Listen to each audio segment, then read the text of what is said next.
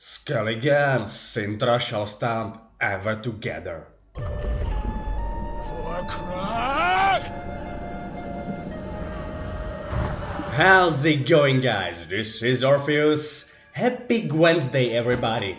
As you can see, I am back in pro rank already. Honestly, it was one of the easier climbs I've experienced in the last couple of months. And why is that? Well, obviously because of Skellige. The Islanders are absolutely ruling the current meta, and so I decided to give them a spin myself. Now you might be thinking, meh, he is going Skellige, this is not what I subscribed to this channel for. But I'm not gonna show you the exact deck you can find anywhere on the internet, no. Obviously, I'm gonna present to you my adaptation of what some might call a Skellige mid-range deck, even though I'd consider the name a little misleading at least. Anyways, even if I wanted to, I would be unable to show you the exact same deck that's been all over the forums, because yesterday a quick hotfix came out. Let's take a look at those mid-season changes. For obvious reasons, most changes are addressing Skellige. Only one is targeting a neutral card, Ethereal to be precise, changing his provision cost from 8 to 9. I don't think Ethereal nerf, even if somewhat minor, was necessary. But most importantly, let's take a look at the Skellige changes here. CDPR for some reason decided to nerf the provision bonus of the whole leader's ability, the second win, from 14 to 11. And in my opinion, this did not address the issue at all, because honestly, first of all, not all second win Skelliges were using the broken Dagur Greatswords combo. There were also some Lippies and Gedinates, and obviously those were nerfed by these changes too, for no apparent reason. Because it's not the second wind ability that's kinda broken, it's been here for quite some time in its current state, and nobody complained about it a couple of months ago. It's mostly the interaction between some of the Skellige cards that's really OP. Partly because Skellige has not received a major nerf since I don't remember when. Partly because some of the new cards introduced in the Master Mirror expansion goes exceptionally well with the already established Greatsword decks. Anyway, additional nerfs. Harald gives the resurrected unit doomed. I think it's only fair, but that it does not really change a lot, especially with the Gremist in deck. Tirgwi power changed to 4, and I think there's a typo or something here, because Tirgwi's power before the nerf was obviously 6, not 5. And at last, a very minor Blood Eagle nerf. All in all, I think the 702 patch brought more of an psychological effect than a practical one. It's basically like, yeah, we know Skellige is OP right now, so let's nerf it just a little bit until the changes that's probably gonna happen at the start of the new season in the beginning of August. There's gonna be a side effect of nerfing other second win decks, but I guess that's just how it is. This is not a criticism of CDPR per se. I'm a huge fan, obviously, super hyped for Cyberpunk, already pre-ordered. But yeah, the equilibrium of Gwent's meta at the moment should be a little more balanced, no doubt about it. Anyways, let me know in the comments what are your opinions about these issues, and with that being said, let's take a look at today's deck.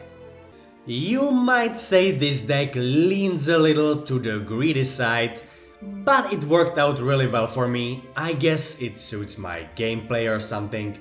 The most obvious changes in comparison to most of these kind of Skellige decks out there is the addition of Wild Boar. It goes really well against monsters, Scoia'tael, Firethorn Syndicate and Northern Realms if they are swarming, and also the addition of the Defender, Covenant of Steel. Now, this card's addition might be surprising, but it really helped me more times than it did not. Watch out for purifying units, because those are more of a threat than cards that can destroy it, because in that case you might want to consider reviving it with Second Wind. But basically, as long as the Covenant of Steel stands, you are just fine, especially in mirrors. And boy, yeah, there's been a lot of Skellige mirrors lately. For obvious reasons, with this deck, or these kind of decks, winning the first round can in most case scenarios secure the victory in the match.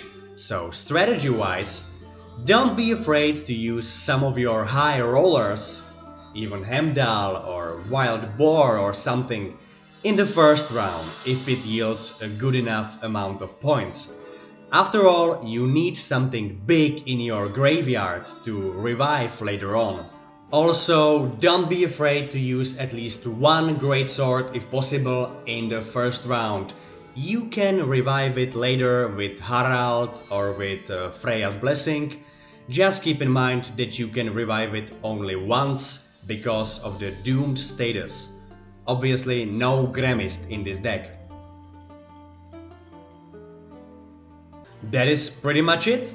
No super sophisticated strategy with this one. And due to the Blood Eagle card, it's not heavily draw dependent either. So let me show you how I roll, my friends. No, it's surprising. Not one step. Northern Realms Uprising. So what do we have here? I obviously don't need to Drummond Villagers. I don't need Anchorite Warrior. It's not bad. Could be a little better. By the way, addressing the issues brought by the hotfix, I played actually a couple of rank hits yesterday around the time the hotfix was released, and while the hotfix has already been applied to my side because my provision bonus of the second wind was already 11, he played, I was playing Skellige Mirror and he played Tirgui and he was still 6 points of power. So that's kind of strange, and I wasn't like pleasantly surprised about that. But in the end I managed to win, so I didn't grieve a lot about it, but still it's something that I suppose should be taken into notice.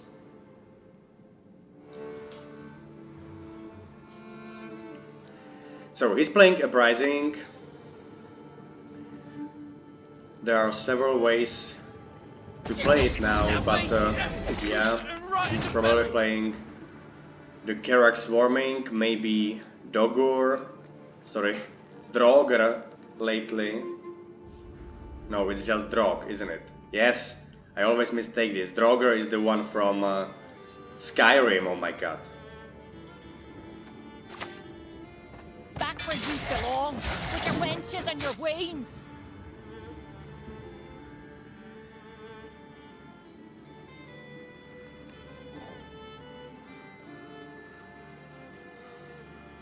I'll obviously do my best to win the first round here.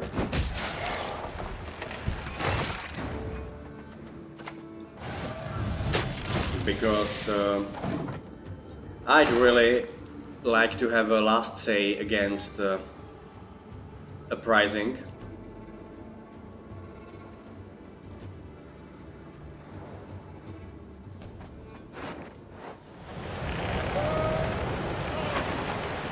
I should buy a boat, said a Carakian cat once.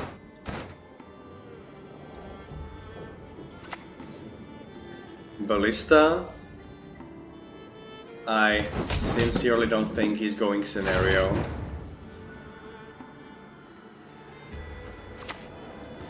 I once lopped off 3 heads with one blow.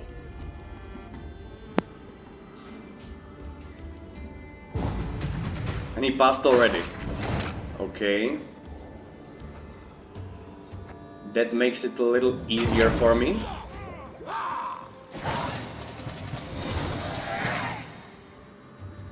Did I overcome it? I don't think so. Obviously the Ancrate Greatsword is coming back in the third round.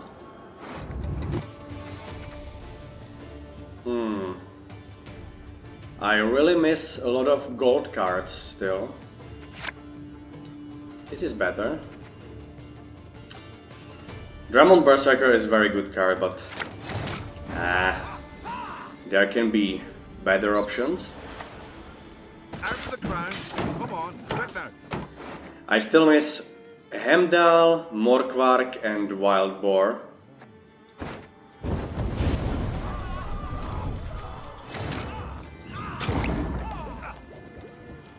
Obviously I can like play one with the Blood Eagle card, but that's still only one. I would really like to have them all in my hand and ready to play.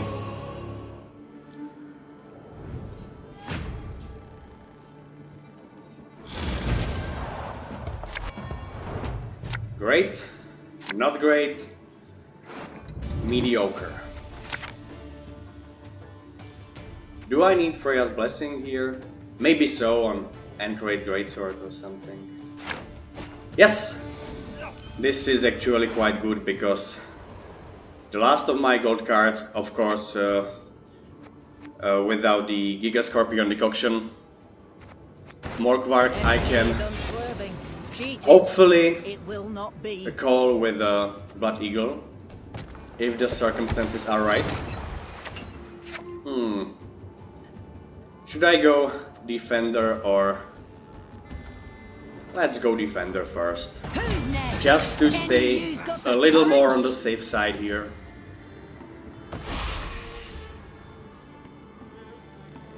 By the way, this is a very quick-paced game, I like it. No audiences. Not today.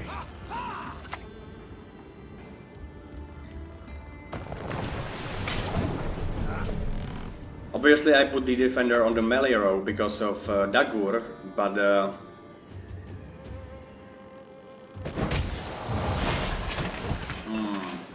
he's definitely playing Draugr, isn't he?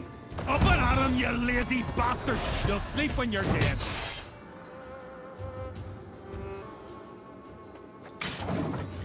I still have the second wind ability. So far, nothing nothing really good to use it on. But unless he has some Purify, he will have to deal with Covenant of Steel first. I think it's safe to play Dagur here.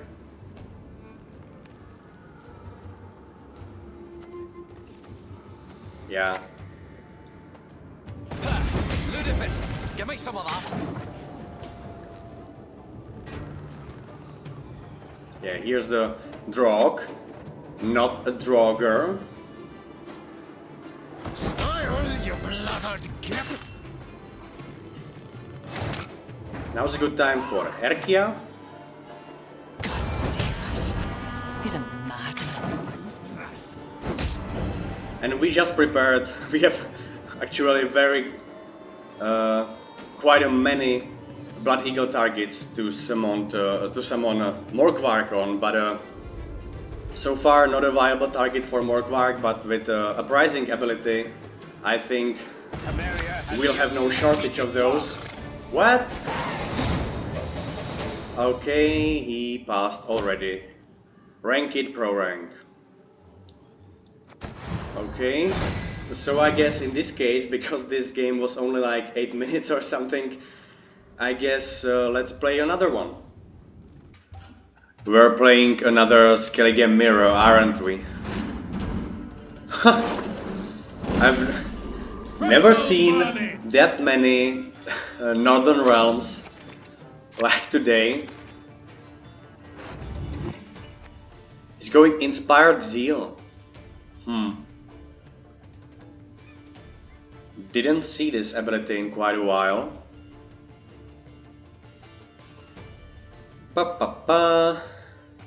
It's not bad. Do I need Stunning Blow? Yeah, I think so.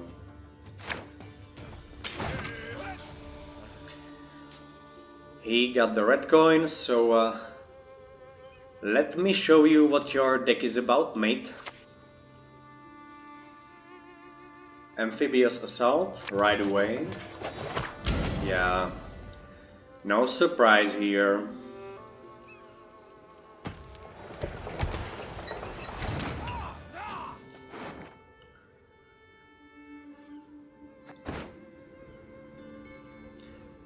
It's 1 point above the Stunning Blow threshold. It's kinda sad.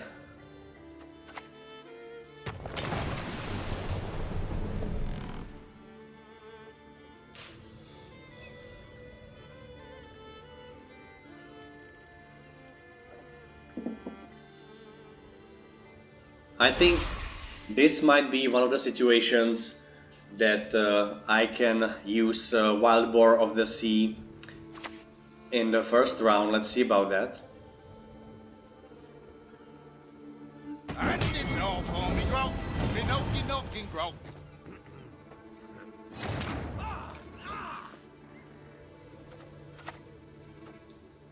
The barrels are burning pitch.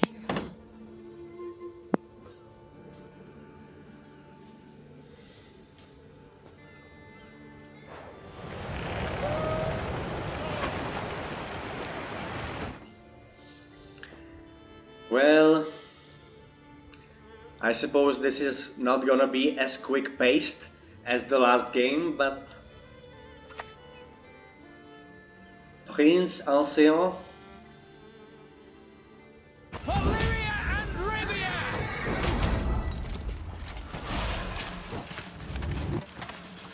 Well, whatever suits you, my friend. Whatever suits you. I once lopped off 3 heads with It's a 10 cost, 10 cost. 10 provision cost unit.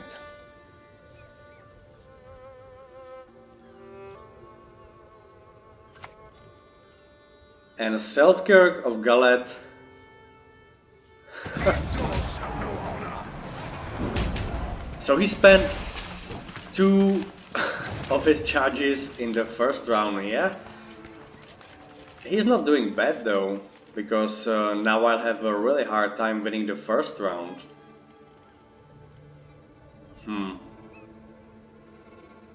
Maybe I should just pass. By the way, this particular character is from The Witcher 2. Very good game, by the way, give it a go. And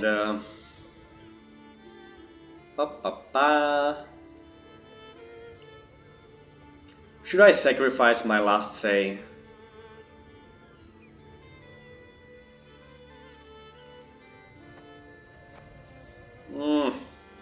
Alright. Because I was kinda afraid if I would go like a Tuirsach Invader with the Dramont Villager combo, he would just pass right away, and I would have hard time without Greatsword catching up with his number of points. Okay, so he won the first round, but it's not the end of the world.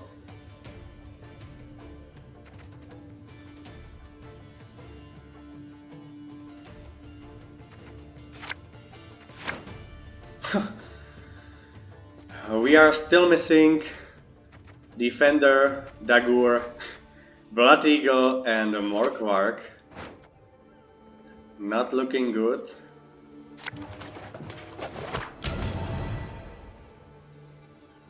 Yeah, still 1 point above the Come on, quick now. above the Stunning Blow threshold.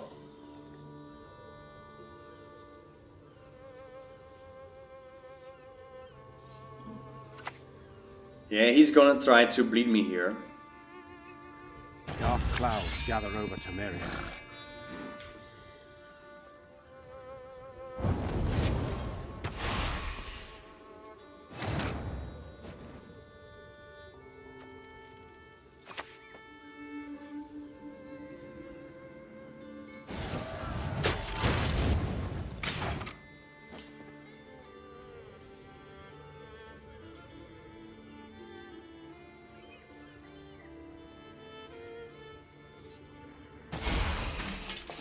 Still ongoing.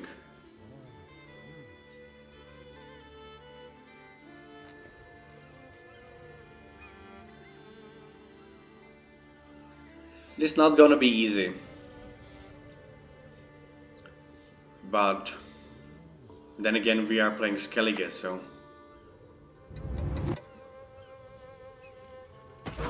I don't even have Herkia, oh my god. Ah.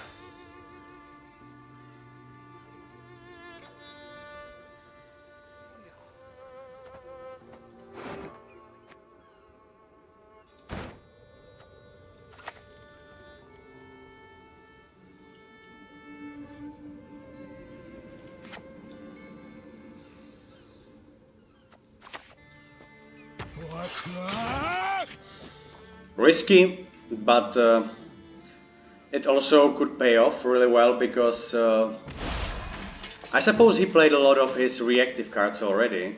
Yes. And he probably doesn't have another one in his hand.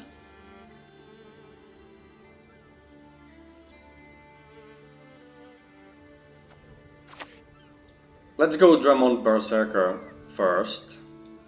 What? This? So that we can Scratch. prepare this row for Hemdall a little more.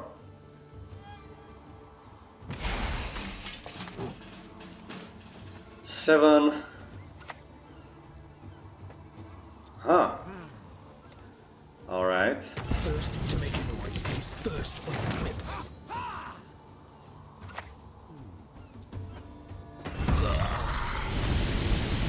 Finally.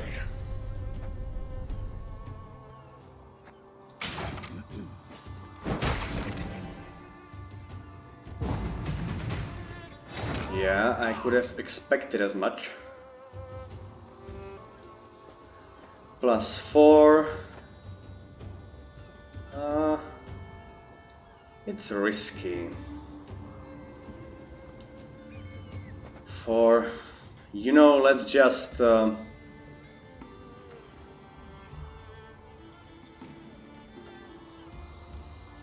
Turisach or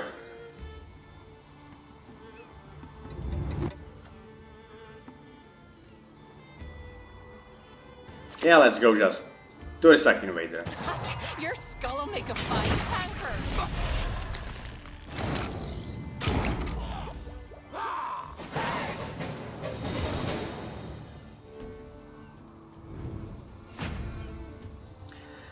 So I really hope I'll draw some of those gold cards. Blood Eagle at least.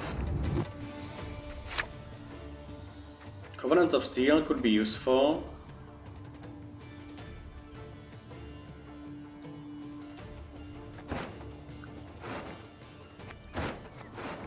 As well as Freya's Blessing, obviously. Yes, that's a little better. We can go either Morkvark or Herkia Drummond with Blood Eagle. That's good to know. Cut my paws off, I'll bite you to death. By the way, Covenant of Steel, I think one of the best defenders out there, if not the best outright.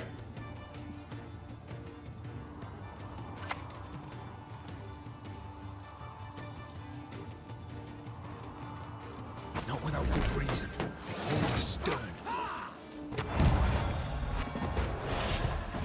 On crate!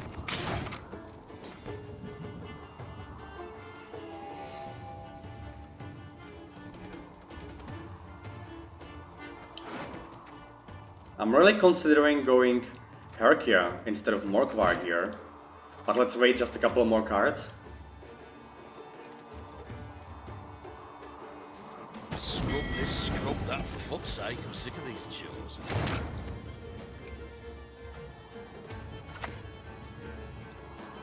On Handor!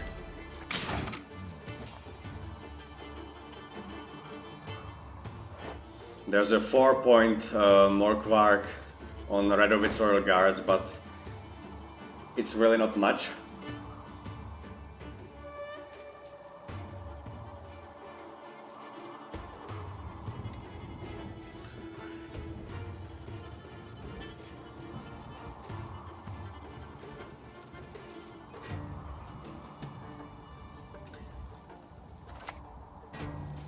Lyrian Sightman right away. I think that's a waste. That's a waste of Lyrian Sightman, but probably his cards are not suitable for this kind of a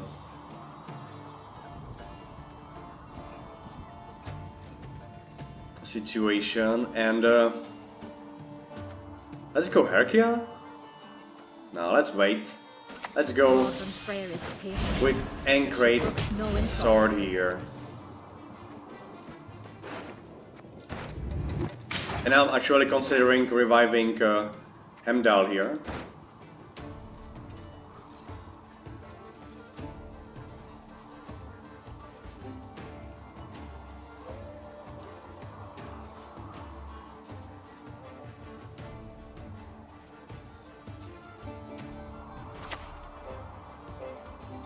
Really, War Elephant? You've got my respect for including that card in your deck.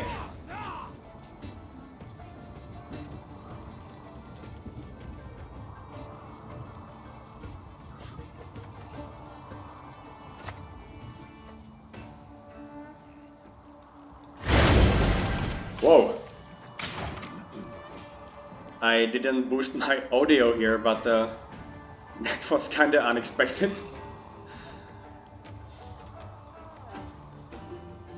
And now with the War Elephant here, we obviously have like a good Morkvark target. Gather my men. If he's gonna use the order, probably not, I don't know.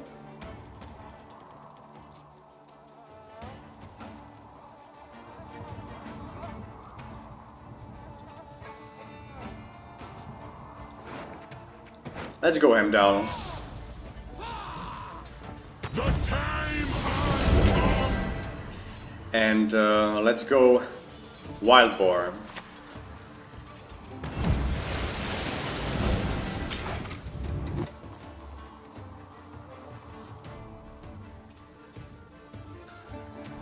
I don't see us losing this game really, even after Bloody Baron.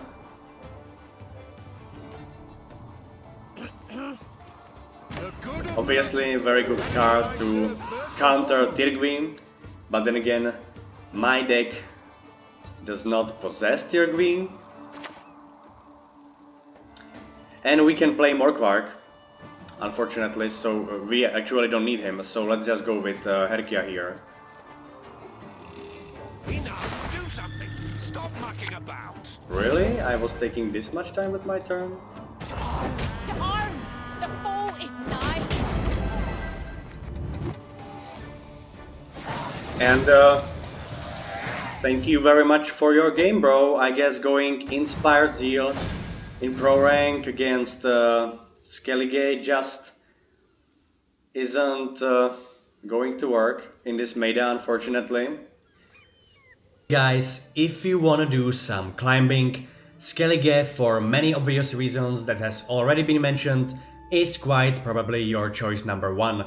I admit that Nilfgaard in certain circumstances can be a bit of a counter to these decks, but even with Nilfgaard you're definitely capable of emerging victorious in the end. So please do let me know in the comments what do you think about Skellige currently, without recoursing to violence in the chat, obviously. And please subscribe if you haven't already. I am really grateful for any subscriber. In the next one we'll talk about Skellige counters. So with that being said, this was Orpheus, and I'll catch you all on the flip side. Bye bye.